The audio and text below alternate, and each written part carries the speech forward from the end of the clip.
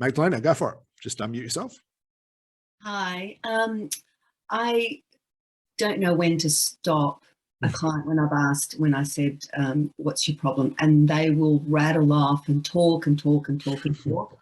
And you just think, well, okay, I don't need to know all that. So without being rude and you know, you said you're going to interrupt, but they just don't stop.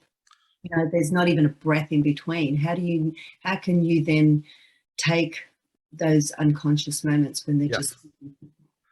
This is why I always love the first demo, because that's the first problem that comes up every time. Who's had that where their client just talks relentlessly? Yeah. And you look at them and think, shit, what the hell do I do with all this information?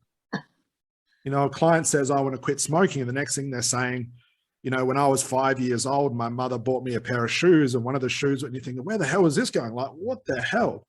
Okay. This is extremely normal. Okay. And you said before, you don't want to rudely interrupt. Sometimes you do have to.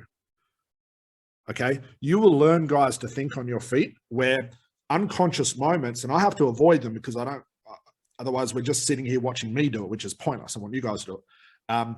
You get to a point where, and hopefully you guys could attest this who've done ACH, you hear unconscious moments or see them. They're so blindingly obvious that you just can't help but stop the client and go, whoa, hang on. What did you say there? And they hear it and go, oh, shit, my whole life's just changed. Who's had the experience of ACH where the unconscious moments are so obvious now? Okay. Right at the very start, they're going to be invisible. All you're going to hear is just this fluff. And the normal reaction is you're thinking inside your head, shit, how do I stop this? Okay.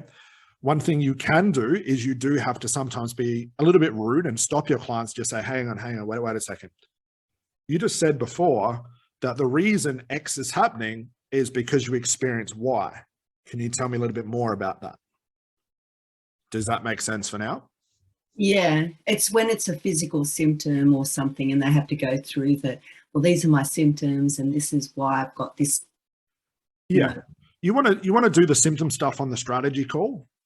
Okay. That should all come out on the strategy call. So by the time you get into the session, this is the unique power of doing a good strategy call. Okay. If you do an incredible strategy call, by the time a client comes in, they're already 80% therapized anyway. It's just that last little 20%. Okay. But because we're not doing the strategy call now, it's a little bit more invisible. On the adverse of that, sometimes a client just venting all of that stuff is enough for them to have a breakthrough. Sometimes it's too much. Sometimes the unconscious moments get so hidden in all that conscious fluff, you have to learn how to detect what is what. And that's what we're doing over this 2 days. Okay. So if it's your first time doing it and you're noticing, shit, my client's nonstop talking, good. Because you need to recognize it before we know how to fix it. Does that make sense?